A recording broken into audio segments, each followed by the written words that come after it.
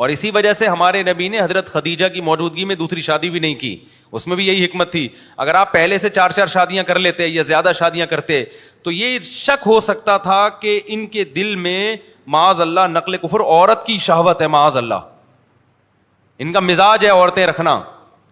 ہمارے نبی نے اس وقت نہیں رکھی جب رواج تھا عربوں میں تو پہلے سے 10 بیویاں رکھنے کا رواج تھا. اس وقت ہمارے نبی نے اس رواج کی مخالفت کی ہے, نہیں رکھی. 25 سال کی عمر میں 40 سالہ بیوہ سے شادی کر رہے ہیں. اگر کوئی خواہش نفسانی کا غلام ہوتا ہے معاذ اللہ تو 25 سال میں وہ 40 سالہ بیوہ سے کرتا ہے شادی. سب سے زیادہ شہوت تو بھڑک رہی ہوتی ہے 25 سال کی عمر میں. اس وقت عیاشی کا جو شوق ہوتا ہے وہ 50 سال میں نہیں ہوتا. تو اگر شوق معاذ اللہ یہ کام شوق کی وجہ سے کیا ہوتا تو پھر اس وقت کرتے, اور 15 سال اس بیوہ کے ساتھ گزارا نہیں کرتے. اور پھر 50 سال میں جا کے آپ نے نکاح کیے جب انسان میں نکاح کی خواہش کم ہو جاتی ہے, اور پھر ان میں بھی زیادہ بیوہ عورتوں سے کیے. تو یہ اس میں بھی یہ حکمت تھی بھائی, اگر یہ اپنی خواہش سے کیا ہوتا تو پہلے کیا ہوتا نا, تو پتہ چلے یہ بھی اللہ کے حکم پہ کیا ہے, یہ بتانے کے لیے کہ اس میں اللہ کے حکم کے علاوہ اور کوئی مصلحت نہیں ہے. سمجھتے ہو کہ نہیں سمجھتے ہو؟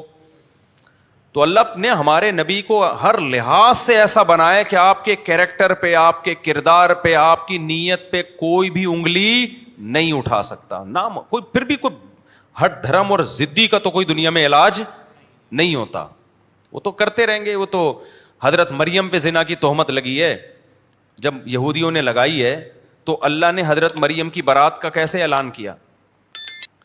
حضرت عیسیٰ ماں کی گود میں بول رہے ہیں. کوئی بولتا ہے ایسے بچہ؟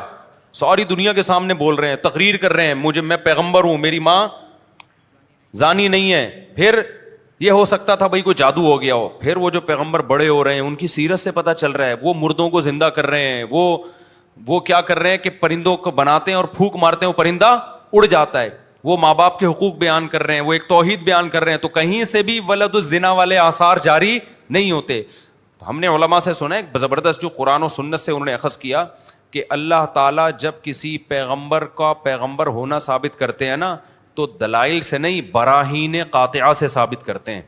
برہان کہتے ہیں ایسی دلیل جو چڑھتے سورج کی طرح ہو, جس کے بعد انسان کے پاس انکار کی کوئی گنجائش نہیں ہوتی. ایسی دلیل کو عربی میں کیا کہتے ہیں؟ برہان. اس کی مثال ہے جیسے مناظرہ ہو رہا ہو بند کمرے میں, ایک کہہ رہا ہے سورج ابھی نہیں ہے, رات کے 12 بج رہے ہیں, دوسرا کہہ رہا ہے دن کے 12 بج رہے ہیں, اور شرطیں لگا رہے ہیں, بحث کر رہے ہیں, دیکھ کل اتنے بج کے اتنے منٹ پہ, اور وہ فلکیات کا علم سے اتنے میں ایک بندہ کھڑکی کھولے بولے یہ دیکھ کیا ہے, یہ کیا ہے, سورج چمک رہا ہے, یہ تیرا باپ ہے. کراچی میں تو اسی طرح بولیں گے نا, یہ تیرا باپ روشنی بھیج رہا ہے اتنا بڑا بلب لگا کے, یہ دھوپ پھیلی ہوئی ہے. سورج تو نہیں دکھایا, دھوپ دکھا دی کہ یہ جو دھوپ دکھائی ہے یہ سرچ لائٹیں لے کے تیرا باپ بیٹھا ہوا ہے اوپر. یہ کتنی بڑی دلیل ہے کہ سورج ہے. پھر بھی کوئی کہے نہیں یار یہ سورج نہیں ہے, سورج ہوتا تو نظر آتا, یہ اصل میں یہ کوئی نیا سولر سسٹم آیا ہے. تو اگلا کہے گا سولر سسٹم تو چلتا ہی سورج سے ہے. ٹھیک ہے, وہ کہہ رہا ہے نہیں یہ وہ سولر سسٹم ہے, دن میں چارج ہوا تھا رات میں چل رہا ہے. تو آپ کیا بولو گے بھائی ہم اس سے زیادہ کے مکلف نہیں. تمہیں دھوپ دکھا دی